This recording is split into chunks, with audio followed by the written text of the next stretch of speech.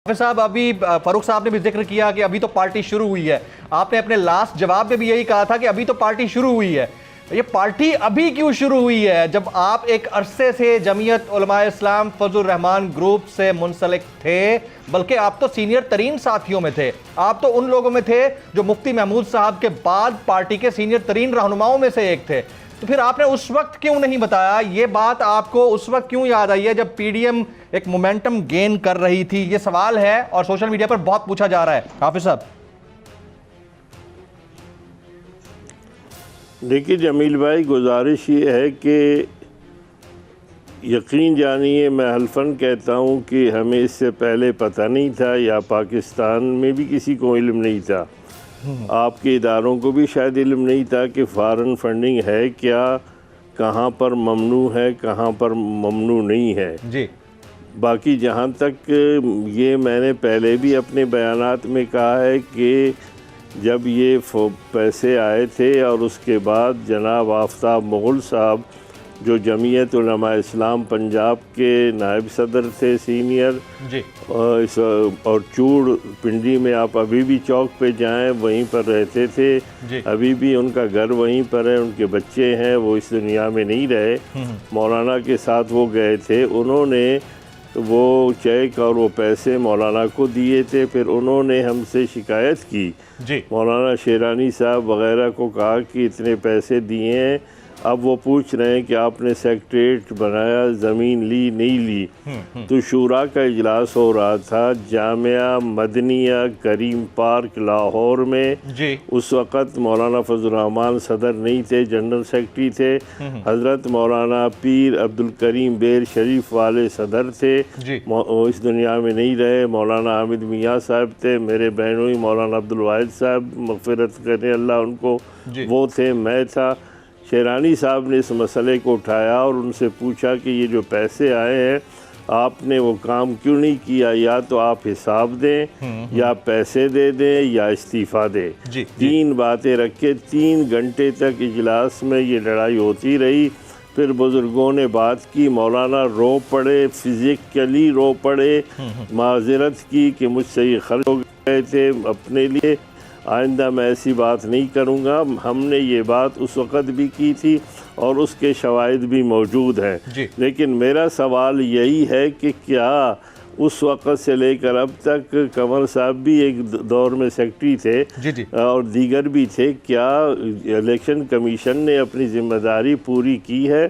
क्या 7 साल से तहरीक इंसाफ के फंडिंग का मसले के हवाले से बात आगे बढ़ी है? क्या मैं ये पूछना चाहूँगा कि पिछले सेनेट इलेक्शन में 20 अरकान को सूबाई असम्बली के तहरीक इंसाफ के तमाम मेहमानान से गुफ्तगू का सिलसिला जारी है, लेकिन यहाँ वक्त हुआ एक ब्रेक का। आप साथ रहिएगा हमारे।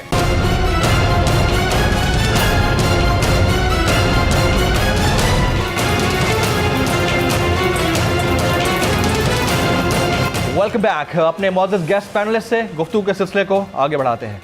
हाफिज साहब, आप कंटिन्यू कीजिएगा, आप अपनी गुफ्तगू कंटिन्यू कीजिएगा। तो मैं अर्ज़ कर रहा हूँ कि हमारे यहाँ बाकायदा तौर पर 20 अरकान को तहरीक इंसाफ ने निकाला था या नहीं? 5-5 करोड़ जिन्होंने लेकर भेजे थे, उनके ख़िलाफ़ क्या कार्रवाई हुई?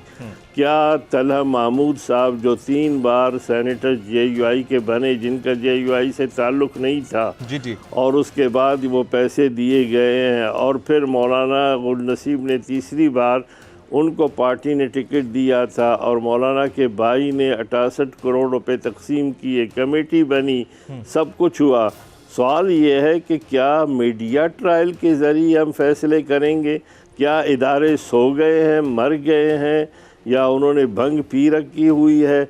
आप मुझे ये बताएं कि आज कोयटा में बैठा हुआ हूँ, इस वक्त यहाँ रेट 12 करोड़ तक पहुँच चुका है। अच्छा। और बाकायदा तौर पर दलाल आकर मंडी सजा चुके हैं। किस चीज़ लेकिन मैं पूछना चाहूँगा कि जिन्होंने बेचे, किस चीज़ का मैं नाम भी ले रहा हूँ जनाब, मैं उन लोगों के नाम ले रहा हूँ। किस चीज़ का रेट? आपके इस वक्त वज़ीर रेलवे जनाब आज़म स्वाति, किस चीज़ का रेट? आज़म स्वाति साहब आपके रेलवे के वज़ीर हैं, वो सेनेटर बने JUI की, और उन्होंने ख़ुद ये बात तस्लीम किया कि 8 साल तक पार्टी के अखराजात मौलाना मुझसे लेते रहे। अखराजात के लिए लिए हैं, किसके लिए लिए हैं, मैं इस बहस में नहीं पढ़ता। लेकिन क्या एहतिसाब के हवाले से इदारे जो है मफलूज हो चुके हैं। कलामी की इबादत मैं आपको रोकूंगा, मैं फिर से सवाल करता हूं। आपने अभी रेट्स का जिक्र किया, 12 करोड़ रुपए रेट लग रहे हैं, आपने अब बताने की कोशिश की, लेकिन प्लीज इसको क्लेरिफाई कीजिए, किसकी बात कर रहे हैं आप, किस चीज का रेट लग रहा है वहां पे?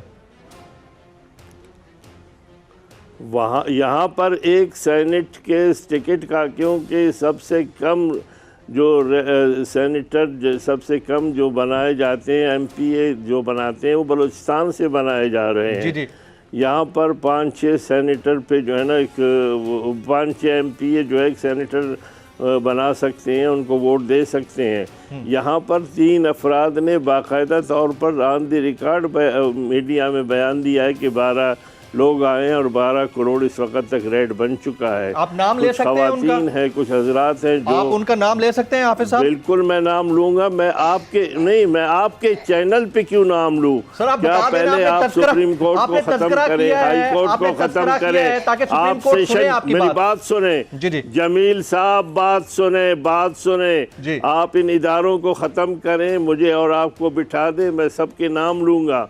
अभी जिनके मैंने नाम लिए हैं पहले उनका तो एहतिसाब करें। मैंने तना महमूद का नाम लिया है, मैंने जो है ना आपके आज़म स्वाति जिस वक्त आपके वजीर हैं, हमारे सेनेटर बने, जिनका JUI से पहले कोई ताल्लुक नहीं था, मैंने उसका नाम लिया है। शेख याकूब का मैंने नाम लिया है।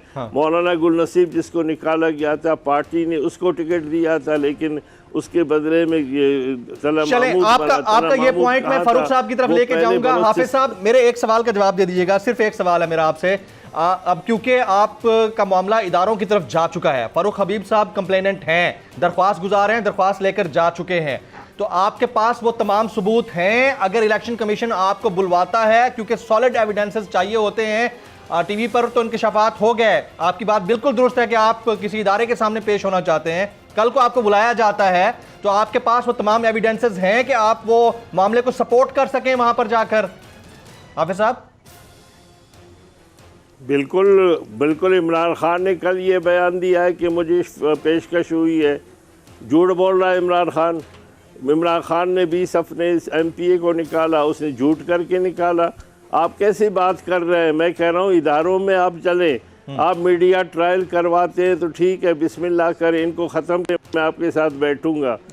मैं ये तमाम बातें कर रहा हूँ कि क्या कल आपने वज़ीर आज़म का बयान नहीं पढ़ा? उसने कहा कि मुझे पेशकश हुई है। वो मेरे प्रोग्राम में बोला था सर, मेरे ही शो में बोला था प्राइम मिनिस्टर पाकिस्तान ने कि 2 ममालिक से मुझे फंडिंग की प्रोग्राम में बोला था, तो क्या वो झूठ बोल रहे हैं या वो झूठ बोल रहे हैं, या फिर इदारे जो है ना उनकी बात आपकी बात आ गई। हाफिज साहब आपका पॉइंट आ गया। मैं फारूक साहब की तरफ ये बात लेकर जाता हूँ। फारूक साहब अभी आपने सुन लिया होगा हाफिज साहब की गुफ्तगू को, उन्होंने फरमाया है कि 12 करोड़ रुपए रेट लग रहा है MPAs का सेनेट टिकट के लिए, तो ये तो बड़ी अलार्मिंग सिचुएशन है। फिर आप लोग तो सबसे पहले तो ये बताएं कि इसका तदारुक कैसे करेंगे? एक तो आप शो ऑफ हैंड्स की बात कर रहे हैं, इलेक्शन कमीशन की तरफ आप जाना चाहते हैं, आपने तरमीम की बात की है, जिन्होंने वोट बेचा है उनका क्या किया आपने?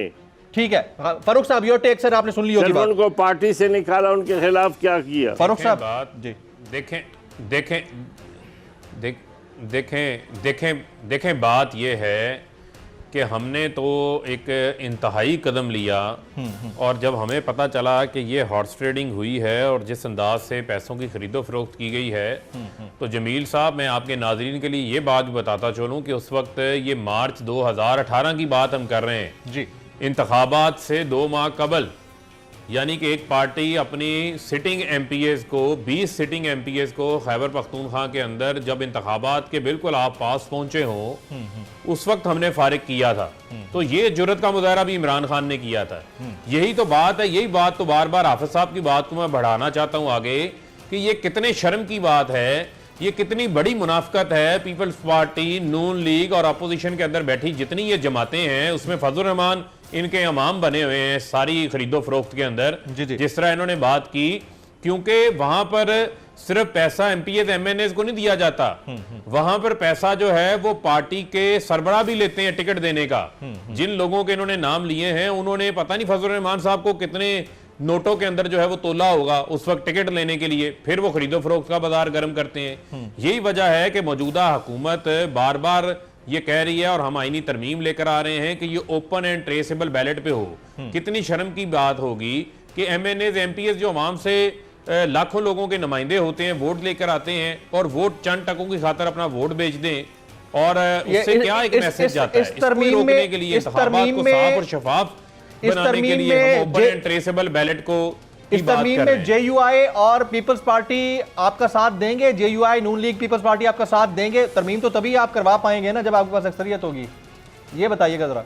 देखें, इसमें ये आज ये उस मोड़ के ऊपर आके खड़े हो गए हैं, उस दिहाने के ऊपर खड़े हो गए हैं कि आगे समुंदर है पीछे खाई है, इनको ये फैसला करना है। हाँ, इस मौके के ऊपर ठीक। ये मिसाके जमहूरियत के अंदर ये लिख चुके हुए हैं, उसकी शिक नंबर 23 के अंदर ये लिख चुके हैं कि ओपन एंड ट्रेसेबल बैलेट से होगा।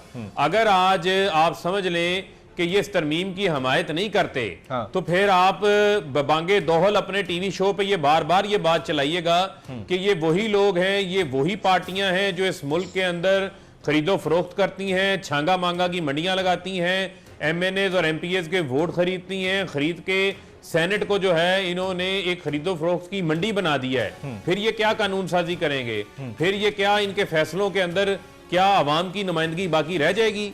या फिर ये किस मुंह से कहते हैं कि हम वोट को इज्जत देने की बात कर रहे हैं? ये तो नोट को इज्जत देने की बात कर रहे हैं कि आप नोट चलाएं और आप सेनेट बन जाएं, और सेनेट में फिर जो कानून साजी होगी, फिर वो कानून साजी मुल्क के मफाद में नहीं होगी। अच्छा फारूक साहब, आपकी इजाजत से मैं जरा कायरा साहब को शामिल करूं। खिलाफ होगा, जो मुल्क के मफाद के खिलाफ होगा उसको रोका जाएगा। ठीक। सब्सक्राइब करें और बेल दबाएं ताकि कोई खबर रह न जाए।